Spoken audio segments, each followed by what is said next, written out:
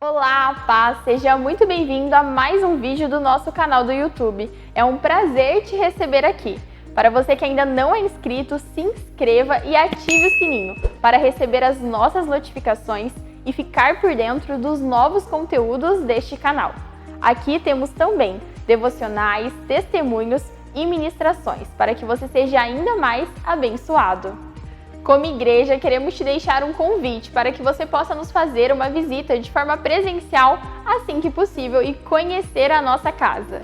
Agora você ouvirá uma palavra que irá edificar a sua vida. Aumente as suas expectativas. Que Deus te abençoe. Mateus capítulo 1, versículo 1.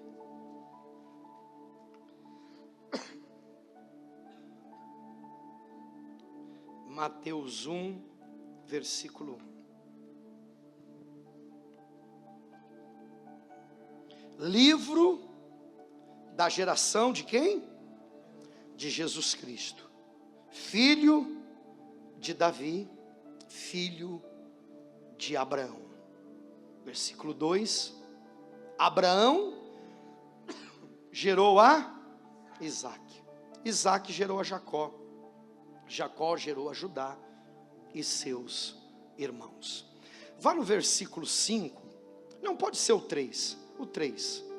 E Judá gerou a Tamar, e a Pérez, e a Zerá, e Pérez gerou a Esrom, Esrom gerou a Arão, e o 4, Arão gerou a Aminadab, Aminadab gerou a Naasson gerou a Salmão, Salmão gerou a Raabe, gerou de Raabe a Boaz, e Boaz gerou de Rute a Obed, Obed gerou a Jessé.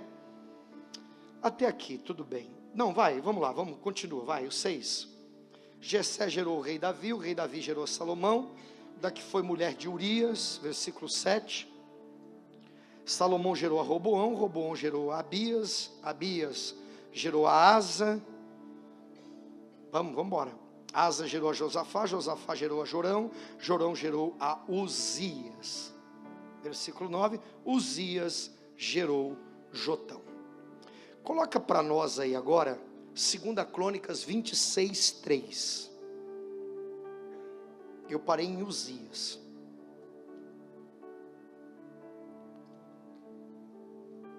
Segunda Crônicas, isso. Era Uzias o quê? Da idade de 16 anos quando começou a reinar. E 55 anos reinou em Jerusalém. E era o nome de sua mãe, Jecolias de Jerusalém. Até aqui. Então deixa eu ser objetivo e direto, para a gente orar e ir para casa. Pais que deram certo na vida. Nem todo lar, preste atenção, que teve um pai que fez tudo certo, o filho fez tudo certo. Nem todo lar que o pai fez tudo errado, o filho fez tudo errado. O filho disse: meu pai fez tudo errado, eu vou fazer tudo certo. Tem uma passagem bíblica, que eu não me lembro agora onde está, que vai dizer assim, acho que é Ezequiel: e o pai não levará a culpa do filho, e o filho não levará a culpa do pai. O pai faz tudo certinho, mas o filho, ele decidiu fazer tudo errado. Quando eu pego o meu histórico familiar, eu pego o meu vô Batarse, o pai do Jorjão, um turco. Quando eu pego o meu pai, pensa numa família trabalhadora. Pensa numa família que sempre lutou por aquilo que era deles. Quantas vezes eu me lembro, quem aqui se lembra quando o Café Itamaraty, vou longe agora, eu tinha 6 anos de idade e mudei para Cambé. O Café Itamaraty fez uma promoção que comprava o Café Itamaraty e vinha uns carrinhos dentro do café. Quem se lembra aqui? Ó, como tem muita veiarada aqui nessa igreja. Eu me lembro que eu não via a hora da mãe no mercado, eu dizia, mãe, tem que ser o café Itamaraty. Na época tinha o Pelé, tinha o Damasco, tinha outras marcas. Eu queria o café Itamaraty, porque a questão não era a qualidade do pó. Não era se era caro ou barato, era o carrinho que vinha. Um dia meu pai chegou de viagem e falou assim, Ricardo, eu nunca vi uma casa para tomar tanto café como essa. Falei, por quê, pai? Você tem uns carrinhos aí. Você tem muito carrinho. Vai daqui, vai dali, ele me impressionou. O meu pai, ele tinha essa tirada comigo. Eu não sei se a Vanessa conta isso, se o Robson, porque eu não sei da experiência deles nisso. Mas com meu pai, por exemplo, eu nas categorias de base do futebol, ele me dava um dinheiro, que era para mim me manter. Às vezes eu morei em alguns clubes na arquibancada, debaixo da arquibancada tinha estrutura, mas em alguns lugares era precário. Ele me dava um dinheiro para me manter. Aí ele chegava lá, passava com o caminhão, ele caminhoneiro. Um dia ele passou lá no Rio, eu morava em Marechal Hermes, a senhora estava com ele. Ele deixou o caminhão num posto, pegou um táxi e foi com a minha mãe. Tinham lançado a 112, meu pai tinha um 111, comprou a 112. Ele parou lá no posto, no Rio de Janeiro, pegou um táxi e foi lá em Marechal Hermes. Aí que era a sede do Botafogo na época, o estádio Mané Garrincha. Estádio pequeno, onde Garrincha deu muito espetáculo. E tinha um alojamentozinho onde a base morava. Era muito precário aquele lugar. Vocês não têm noção. Todo mundo queria ir para a base do Flamengo, do Fluminense, porque era a melhor estrutura, porque era o estádio das Laranjeiras. Aí depois Flamengo e Vasco. Mas o Fluminense era o auge no sentido de cuidado com a garotada. O Flamengo sempre acabou se destacando. O Botafogo era o patinho feio do sofrimento. Hoje não, hoje é outro nível, é outra pegada. E aí a minha mãe foi lá. O meu pai me viu com uma bermuda. E ele disse assim, bermuda bonita, Ricardo? Bonita, pai. Onde você arrumou dinheiro para comprar? Ele queria saber. E eu não vou entrar em detalhes do que ele me falou. Ele foi pesado comigo. E não vou falar por respeito aqui, porque pode ter alguém aqui na casa dessa forma. Então essa questão de caráter, de não tocar no que não é teu. E como um trabalhador, o meu pai e a família dele foram espetacular. Contrapartida, o bisavô pulador de cerca. O avô pulou cerca. E o meu pai caminhando direitinho, de repente deu uma pulada de cerca. Lascou tudo, olha lá a chefa lá. Ainda perdoou ele. Aí agora um advogado ligou, porque minha mãe está aposentada, dignidade da vida dela. Agora o advogado falou para ela que provavelmente a aposentadoria que era do meu pai vem para ela. Viu como valeu a pena perdoar e ser boazinha no final? Ele se converteu a Jesus, está na glória. Agora vai mais 1.500 para a senhora. Aleluia, temos dinheiro para gastar em Israel. Estou profetizando que a senhora vai, em nome de Jesus. Cada um aqui tem um histórico. Agora, aonde que está a maior beleza do Evangelho? É os pais fazerem tudo certo e os filhos também fazerem tudo certo. Aí é um outro patamar. Então escute, vocês que estão aqui, ser um pai acima da média, ser um pai que deu certo na vida, não é ser perfeito. Sabe por quê? O Abraão não foi perfeito. O Abraão teve falhas, mas foi um homem extraordinário. Você tem noção hoje? Os descendentes de Isaac, os descendentes de Ismael, as palavras que Deus deu para essas crianças por causa de um pai poderoso. Você já percebeu que na íntegra, aonde tem descendente de Ismael e de Isaac, tem prosperidade? Agora vamos pensar o Isaac. Ele também teve falhas. Você quer ver uma? O texto vai dizer assim: a Rebeca, mulher de Isaac, amava mais o Jacó, mas o Isaac amava mais a Esaú. Isso é um erro. Por quê? Porque daí nós não geramos destino. Lembra a confusão que dentro da casa? dos 2 irmãos, e um teve que ir embora para casa do tio Labão, e ficou pai e mãe chorando, e foi muito difícil que essa família passou. Só que com todos os problemas e falhas e defeitos de Isaac, quando a gente olha na história bíblica, ele é um homem colocado na galeria dos principais que tinha um caráter libado. Vamos trazer para o hoje?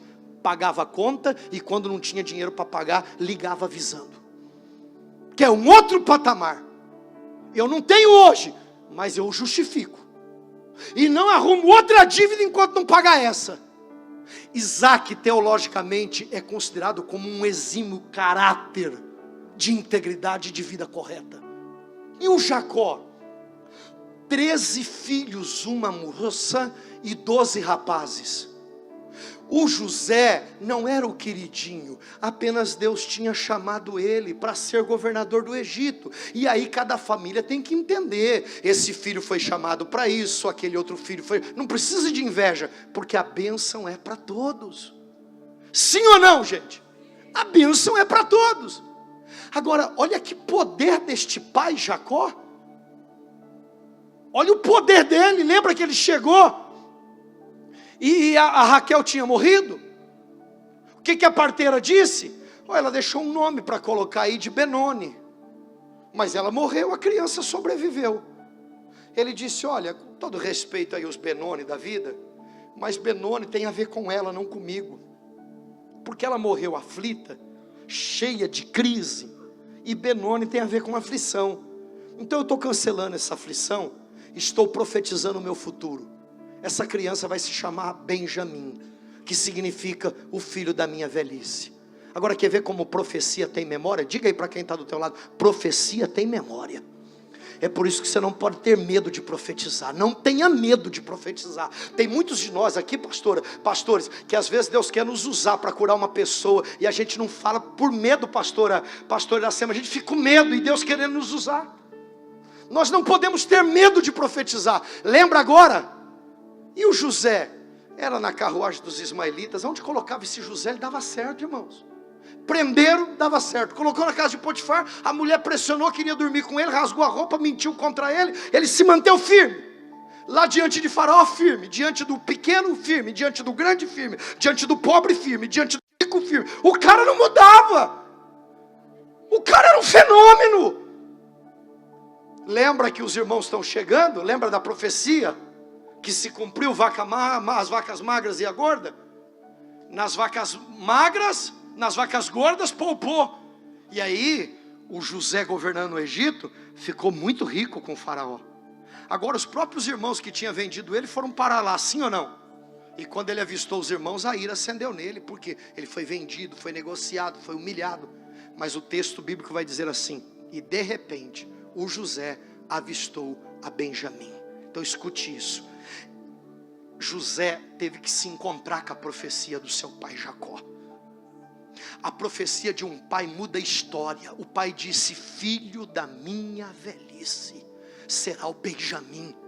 Os únicos 2 filhos de Raquel, que foi a mulher que ele trabalhou 14 anos, era José e Benjamim. Os outros ele teve com as concubinas, e que também foram muito abençoados. Agora olha que interessante, ele viu os irmãos, a ira, poxa, o cara foi humilhado. O pai, enquanto não enterra um filho, ele não acredita que morreu. Você estava no culto da manhã, filho? Não, você não estava no culto da manhã. Alguém que parece muito com você estava no culto da manhã. Agora escute isso aqui, ó. Ele ficou nervoso. Você pode ver, toda a família, você está nervoso com o filho de um primo teu, mas a hora que você vê o primo, acalma. Às vezes você fala assim: eu vou sair aqui da igreja, aquele irmão, aquele casal, aquele família, aquele pastor. Mas aí de repente você vê um outro irmão, você diz: não vou fazer isso. Às vezes alguém te aborrece, mas quando tem alguém que permanece de pé, que tem um jeitinho diferente, ali você fecha. Pode observar como é que é. A gente come abacate, engola o caroço de gente ruim de coração, porque tem alguém que tem o coração bom. A Bíblia diz assim: quando ele avistou a Benjamim, aí está perdoado, come, bebe, leva comida. Eu quero te dizer que o pai que está aqui, a mãe que está aqui, a família que está aqui, a profecia que você liberar, você vai se encontrar com ela no seu futuro. A semente que você lançar, você vai experimentar o teu futuro. Então não tenha medo de profetizar. Agora vamos para o texto, para mim terminar e fechar aqui com vocês. Aí nós vamos encontrar a história de Josué, que recebeu a bênção de Moisés, não era pai biológico, mas um pai na fé. E aí de repente, passa o Josué, passa o Caleb, passa ali o irmão mais novo de Caleb. Nós temos as histórias de Juízes. Aí no tempo de Ruth, mulher sofrida, viúva, encontra o filho de uma mulher que tinha tudo para dar errado. Irmãos, a bênção está com Salmão, mas a bênção estava mais, era com Raabe. O Salmão estava vivendo a vida dele, e a Raabe estava se prostituindo, se perdendo, e de repente ela disse assim: eu não quero mais essa vida de meretriz, eu não vou ser Job da antiguidade, é que agora é Job, eu já atendi. Ô pastor, quero que o senhor ore por mim, estou congregando aqui, aleluia. E Deus prospera o meu negócio, eu sou uma Job internacional. A Elisete já sai me arrancando com tudo. Chuta que é macumba. Deixa eu falar uma coisa para você. Se você está aqui e você é uma Job, eu te amo do mesmo jeito, congregue aqui mesmo, seja até recebido como membro, mas eu quero profetizar, você não vai mais vender o corpo e você não vai ser mais usada como massa de manobra. Eu quero declarar que aqui na presença de Deus, Deus vai levantar um homem com condições, no Espírito Santo e no bolso, que não vai falar do teu passado, vai amar o teu presente, vai cuidar de você e vai profetizar sobre você, como uma Raabe que vai gerar um Boaz, que vai se casar com a Ruth, que vai gerar um Obed, que vai gerar um Jessé, que vai gerar um 8º filho chamado Davi, que vai gerar Salomão, que vai gerar Roboão. E agora nós terminamos a mensagem aqui. Vem, Letícia, vem, filha, vem comigo. Você deu uma enrolada aí no cabelo, filha? Estava liso esses dias, e agora você fez umas tranças aí. Já está namorando, filha, o varão está ali, não precisa mais querer incrementar muito. Pastor Lima veio um dia aqui, burucochô. Falei: o que você está triste, Lima? Ele falou: reverendo, eu gosto mesmo é do microfone. Falei: você gosta do microfone, Lima? Eu gosto. Gosto de pregar, gosto de orar. Porque ele estava pastoreando lá em Rolândia. Aí ele disse assim: aí eu voltei aqui te auxiliar. E é uma bênção, é meu pai, minha casa, meu pai espiritual. O tio Mauro é pai dele, é pai meu também, pai biológico. Aí eu falei: Lima, acalma o teu coração, porque se você voltou aqui para ficar do meu lado, velhinho junto comigo, então isso vai se cumprir, e pode ter certeza que a igreja vai crescer muito, vai ter muito culto para você pregar também. Amém, gente? Aí eu falei para ele: mas receba essa profecia, você e a Sônia precisavam vir para cá com a Chuchu, porque Deus queria nesse tempo levantar a Letícia para a glória dele. Ô Paula, você está com quantos anos, minha filha? 41, mas você veio lá de Umuarama. Tem uma história lá que você foi registrada com 3 anos de idade. Você está com 44, não é verdade isso não, né? É zoeira da turma. 41. Quarta-feira eu te falei isso. Quem veio aqui no culto quarta, o pastor Luiz disse assim para mim: que louvor e que noite. Agora, minha filha, daqui um pouco nós não aguenta mais esse ritmo. E é por isso que nós temos que, Lima, não pensar a igreja só porque o microfone vai estar na minha mão, na tua mão, na mão da Paula, que é os antigos. Nós temos que pensar esse microfone na mão da Letícia e na mão dos filhos desses crentes aqui. Ei, deixa eu ser profeta, irmãos. Está forte demais aqui hoje. Tem filhos de pastores aqui hoje. Você está trabalhando, você está ganhando dinheiro, você está correndo atrás, você está se formando, e você fica me olhando e talvez para o canto. Mas Deus está dizendo: eu já te peguei e eu vou te usar. Eu vou te usar. Eu vou te usar. Você vai pregar, você vai profetizar, você vai ganhar dinheiro sim, vai avançar sim, mas você vai surpreender a tua família. Se recuse a congregar num lugar apenas por causa de você e do teu marido. Congregue num lugar porque tem profecia para os teus filhos, porque nós estamos de passagem. Irmãos, nós vamos chegar aqui, num camarada que é o Uzias. Uzias começou a reinar com 16 anos. Por que ele deu certo? Porque ele tinha pai. Pais de destino gera filhos para o propósito. Diga comigo, pais de destino. Diga mais forte, pais de destino geram filhos no propósito. Agora, eu quero a tua atenção.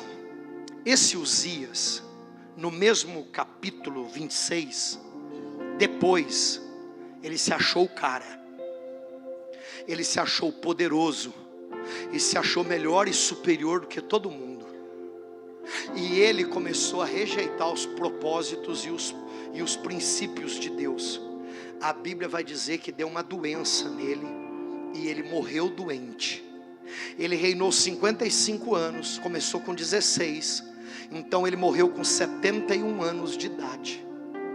Uzias poderia ter vivido muito mais se ele tivesse continuado firme na presença do Senhor. Por que Uzias deu certo? Porque ele tinha um pai. O texto vai dizer aqui da sua mãe, olha só. E era o nome da sua mãe Jecolia. Eu sei que tem algumas Jecolia aqui, mulheres que criaram os filhos sozinhos. Tem gente aqui que são filhos de mulheres que fizeram papel de pai, de homens. Que Deus te honre e que Deus cuide de você na sua velhice. Se coloca em pé no poder do nome de Jesus.